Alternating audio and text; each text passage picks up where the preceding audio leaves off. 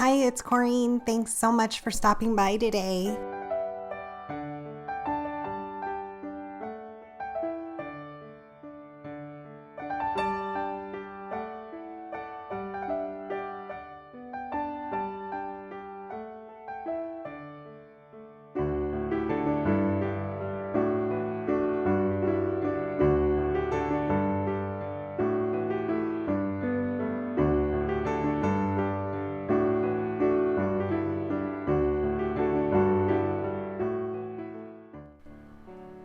So we're making 4 cards today, and I'm using Catherine Pooler's Everybody Say Happy Sentiments, along with a few other stamp sets in my collection. And I just already have placed some of the larger stamps into my MISTI, and I'm using Distress Oxide and I think 1 Distress ink for my colors today, along with some Versamark ink and some clear embossing powder. I have a Waffle Flowers sticky grip mat in my MISTI, which will help keep my cardstock in place. I went ahead and pulled it out so I could treat it with an anti-static powder bag. I don't like when the powder gets on the sticky mat. So once I've treated that, I'm going to place that back into my MISTI. I'm going to use my Versamark ink. Really press that down, and that does leave some open spaces. I don't show it on camera, but I go back with just an acrylic block and fill in those open spots. I want to build up my birthday card stash, and I thought some simple ink blending on embossed background would be perfect. And using Bristol Smooth cardstock, really, it blends so nicely with Distress Oxide, so that's why I chose the Bristol Smooth. So I'm going to put on my embossing powder, kind of shake off the rest. I did heat my tool gun for probably 30 seconds before I took it to the paper, but I'm working on a black self-healing mat, and that can warp easily. So I pulled out my little glass mat. This way I can heat emboss directly on it and not worry about it warping. So here's the finished panels, super simple. And for the first colors, I'm using Salty Ocean and Faded Jeans. Here I pulled out a larger glass mat. I have a glass mat from Simon Says Stamp, and which is 9x12, I believe, and then I have a 9x12 ultra sticky grip mat, and I have some sticker paper, and I just keep the back of it. I use the sticker paper, so I keep the release sheets from it, and I keep those on top of the sticky mat. That keeps any dust off and keeps it clean, and I just pull that strictly out for ink blending or stencils. It makes it super convenient, because underneath that black self-healing mat, I work on a glass mat. It's just not great for filming.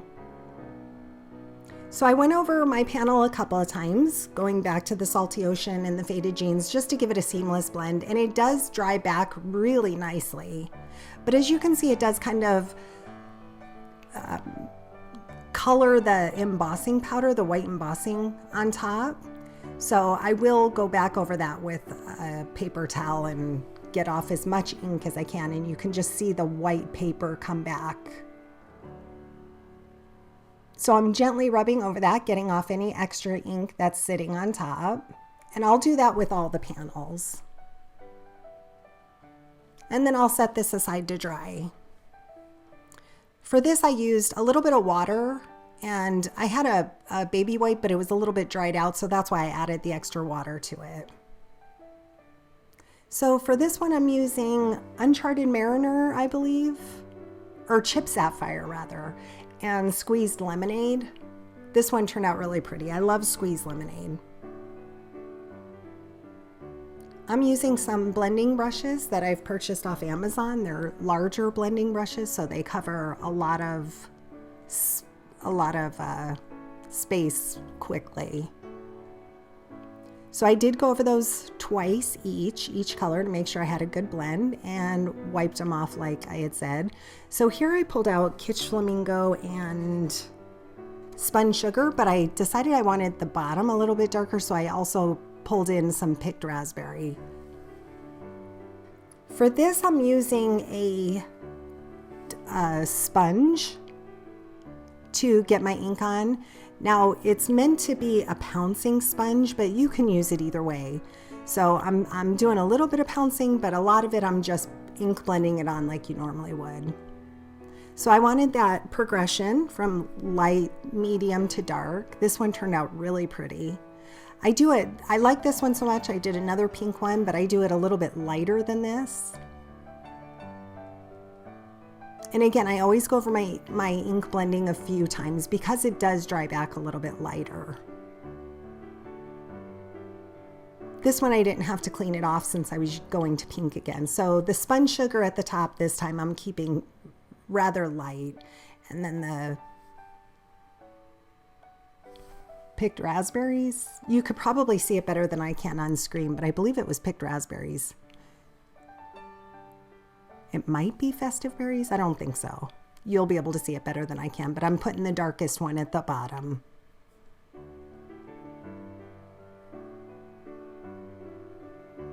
These cards came together super fast. Like I said, I needed a birthday card, so I thought I'd make a few while I was at it. So I did pull out some A2 nesting dies. I ended up making 2 of the cards A2 size, and the other 2 cards I made a little bit larger. I made them at 5 3/4 by 4 1/2, and I'm using some scrapbook.com nesting rectangle dies. So here's 2 of the cards that are smaller and then 2 larger. I did end up going back and using those same rectangle dies and cut out some thick cardstock that I have. I'll show you that in just a moment. At first I'm making my card bases. I wanted to incorporate black on these cards because I love the look of that. So I do make 4 card bases. I'm only showing 1 of them on screen. These are my A2 card bases, and I like them top folding.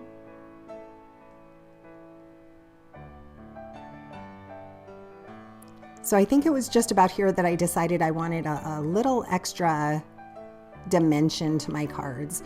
So that's when I took over the die cut to my die cut machine and cut out some 120-pound thick cardstock, and I believe I do 2 of them behind each card panel. I glue 2 of them just using some Beacon Fabri-Tac glue. This gives them just a little bit of dimension. I love the feel of that, and being that I use the same dies, they fit perfectly behind those card panels. So once I glue one on, I just set that aside with some acrylic blocks on it and finish up the other ones. And here I'm going to show you a close-up. It kind of gives it like a chipboard feel. Either I hand the cards to the person in person, or I don't mind paying a little bit extra postage if they require it. It's worth it to me for a special card.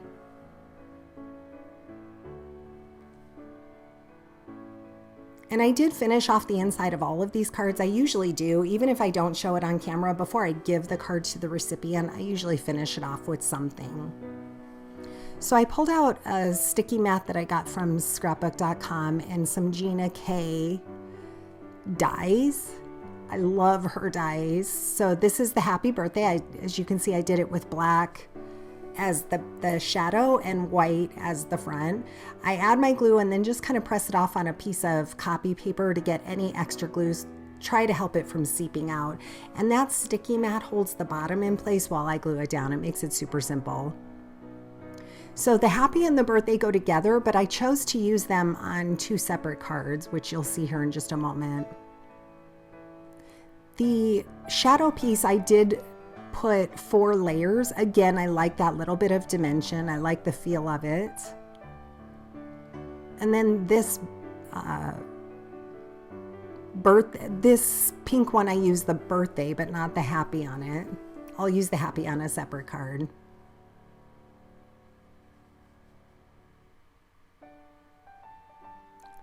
Such a pretty font, and it takes up a big portion of the card. That's why I didn't want the happy on it. I wanted a smaller happy on it. So I pulled out my Misty again, and I'm going to white heat emboss on black cardstock the word happy and the word birthday to go along with those die cut sentiments. And I have 2 stamps that I wanted to use just a portion of them. I don't love cutting my stamps. I have done it in the past. I personally would rather just mask it off. So I masked off the part that I did not want. Inked it up with some Versamark ink, and then I'll take some white embossing powder to it. And I did treat it with an anti-static tool, powder tool first. I'm just wiping off any extra embossing powder. I'm not too worried about it if it's not perfect, but I do try to get most of it off, and I'm using a little dry brush here for the second one because it had a little extra on it. Just using a coffee filter and pouring that back into the jar. I'll go ahead and pull out my glass mat again to heat on top of it. It's perfect. It can take the heat, no problem. Once I do that, I look through my stash to see what type of die I have, if I have a label die or something that'll fit that. So for the birthday, being that that's a larger sentiment, I just pulled out this stitched wonky die that worked perfect for it. It's just the smallest in my rectangle nesting die set that I have. I'll give you a closer look here. It has a little wonky stitch. It turned out so pretty. I did also take a microfiber cloth to those to get any powder off of them as well. The Happy, I used a small stitched label die, and I just had to run it through one side because it was too long, and then flip it over and run it through the other side. And I'm just gluing one down, putting some paperweights on it, and working on the next. Giving those a chance to dry. Just kind of assembly line style. So again, all of these die cuts have at least 4 layers on them. It just gives them that extra dimension that I really like. So I decided for the next one, I wanted my own ink blended paper. I'm using a large Happy die here in just a moment. And I believe it's a Gina K die because it has that large Happy and the scripty birthday. Probably one of my favorite birthday dies that I have. I used some Post-it tape and held all the letters in place. I'm going back and getting any of the inner pieces from the letters out using my craft pick, and I'm cutting down any extra of the Post-it tape just so I can see a little bit better to be able to glue these in place. I'm holding the base piece with that sticky mat, adding my glue. I'm using Barely Art glue that's in that fine tip bottle, and then I just set that on to dry. I did it 2 different ways, and this wasn't any easier. It's very easy to line up the word Happy, so you don't need to waste the Post-it tape to do it. So now I'm going to glue on the birthday. I'm using my reverse tweezers to help hold it in place. I add my glue and then I press it off on a piece of copy paper like you saw earlier in the video. That just gets any extra to help from it seeping out from the sides. It still sometimes will seep out a little bit, but just try and be light-handed with it. So I'm adding probably, I think, about 4 more of those shadow pieces, as you'll see me do pretty much most of the time. The Happy and the birthday, there's only 1 layer. I decided here I wanted 1 extra piece, so I think this is the 4th shadow piece that I added. That gives it the perfect dimension to me.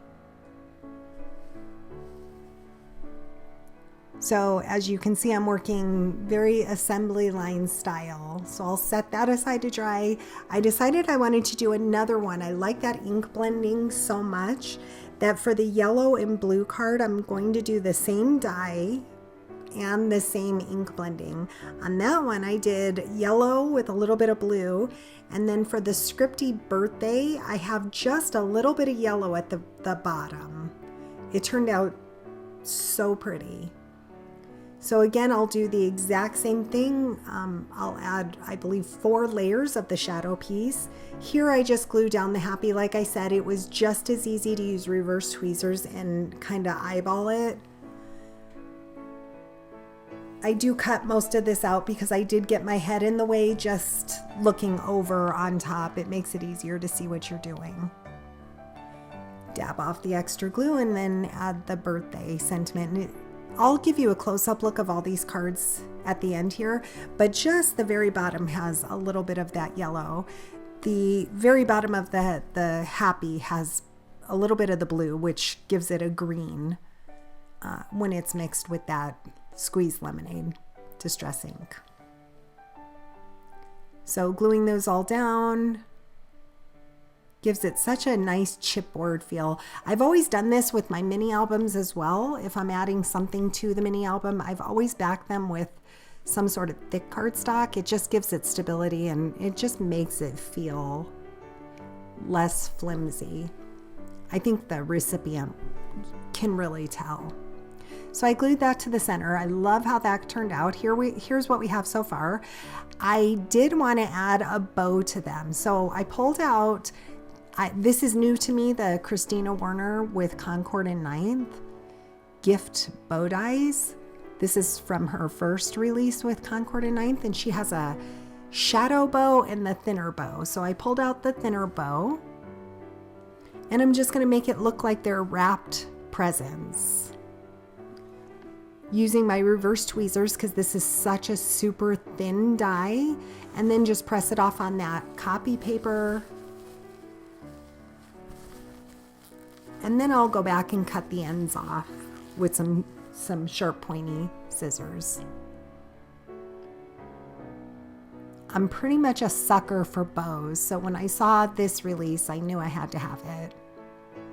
So here's where I take the scissors, cut the edges off. I press them down just to make sure that they are glued in place. Give those a chance to dry.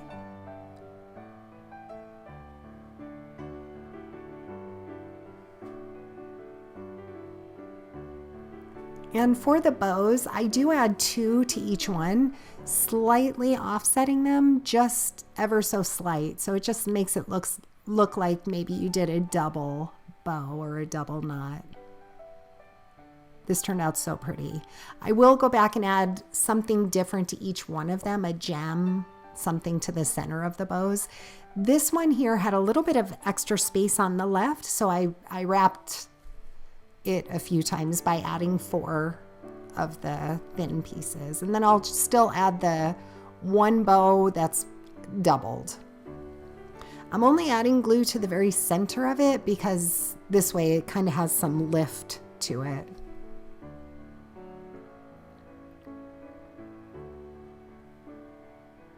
So here I'm adding some of the black clay hearts.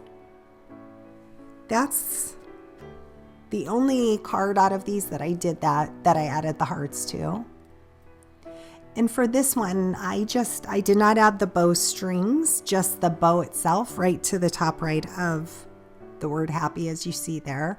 I'll clamp that down with my reverse tweezers and give that a chance to dry. And I just pulled out some gems, some white enamel dots. Again, I'll give you a closer look here with what I added to the center. So here are all 4 of my cards. I did finish the insides. This one, the only thing that's popped up is that birthday. The happy I glued directly down, and that happy birthday, hope your day is sprinkled with happiness, is a doodle bug stamp. This card is a special card. This is going to go to my son for his birthday. Happy birthday. May your day be as wonderful as you are. This one I love as well. It has a white clay heart to the center of the bow, and I did a little bit of a gradient look there with the inside. And then this one has a white enamel dot. I love the colors on this. And the inside says, celebrate here. Hope the new year brings you lots of happiness. What else does it say? And fun. Love and fun. So I hope you've enjoyed today's process. Thank you so much for stopping by. I hope you'll consider subscribing to my channel, and see you in the next video. Have a great day.